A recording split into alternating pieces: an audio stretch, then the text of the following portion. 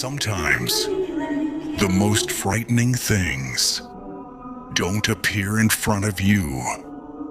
They reach out through a screen, through a voice, through something you trust every day. Tonight's story begins with a phone call. A call that knew things it shouldn't have known. You're listening to Midnight Whispers, and this is the phone call that knew too much.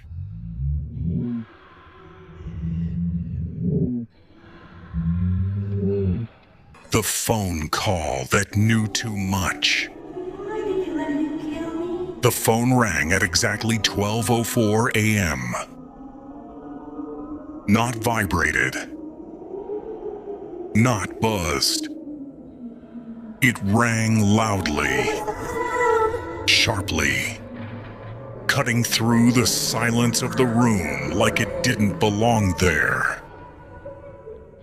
Mark was lying on his bed, half awake, staring at the ceiling, letting his thoughts drift. The sound made his heart jump before his mind could catch up. He reached for the phone and looked at the screen. Unknown number. Mark frowned. Midnight calls from unknown numbers were never good news. For a moment, he considered ignoring it. People always say if something feels wrong, you should trust that feeling. But curiosity has a quiet way of overpowering common sense. The phone stopped ringing.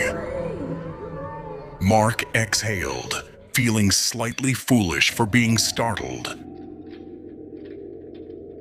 Then it rang again. Same number.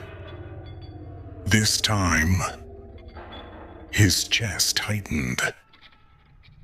The room suddenly felt smaller, as if the walls had moved a little closer. He answered the call without speaking. There was no greeting on the other end. No hello.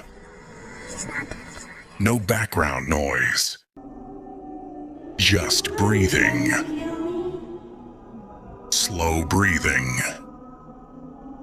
Heavy, wet breathing. As if the phone was pressed directly against someone's mouth.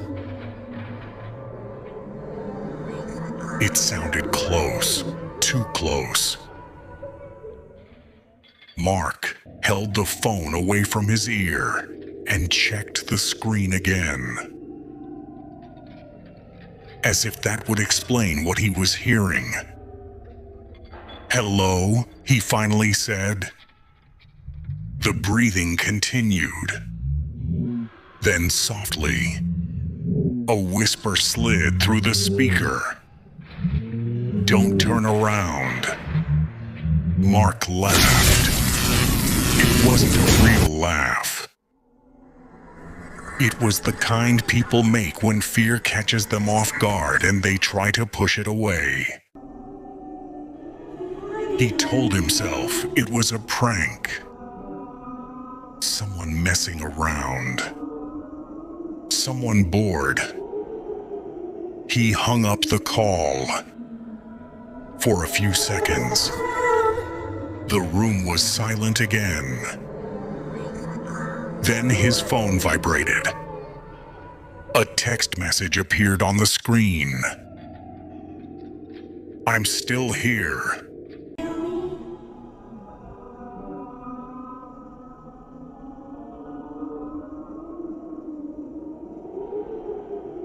Mark's fingers hovered over the phone,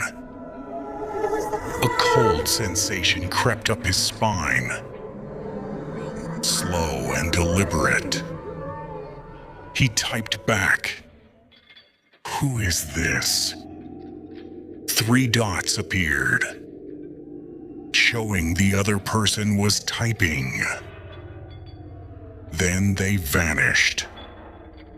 Before Mark could react, the phone rang again. He answered instantly, his heart pounding now. The whisper returned, calmer this time. "You're sitting on the edge of your bed." Mark froze.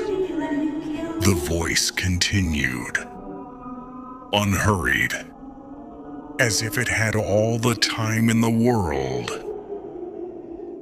"Your left foot is tapping against the floor." Mark looked down. His foot was tapping. "You're wearing a gray shirt," the voice said. "You didn't turn off the lamp." Mark swallowed hard. His mouth felt dry. His eyes flicked around the room, scanning corners, shadows, the slightly open door to the hallway. "You're breathing faster now," the voice added. He was. Mark didn't speak.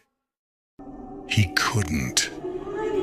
The voice didn't need him to. "There's a glass of water on your table," it said.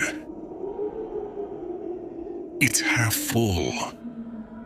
Mark slowly turned his head. The glass was there, exactly as described. His hands were shaking now. He hung up and immediately called the police, barely managing to explain what was happening. They took the report seriously, tracing the number while Mark sat on his bed, hugging his knees, eyes fixed on the closet across the room. The officer called him back. The result didn't make sense. Every call, every message, they all came from Mark's own phone number. The officer suggested a technical glitch. Maybe a spoofed number. Maybe a prank using software. He told Mark to get some rest. Mark didn't sleep. At exactly 3:17 a.m., the phone rang again. Same number. Mark stared at it for a long time before answering. The whisper sounded different now. Closer. "I don't need the phone anymore," it said softly. The call ended. The room was silent. Then Mark realized something far worse. The breathing never stopped. It wasn't coming from the phone. It was coming from behind him.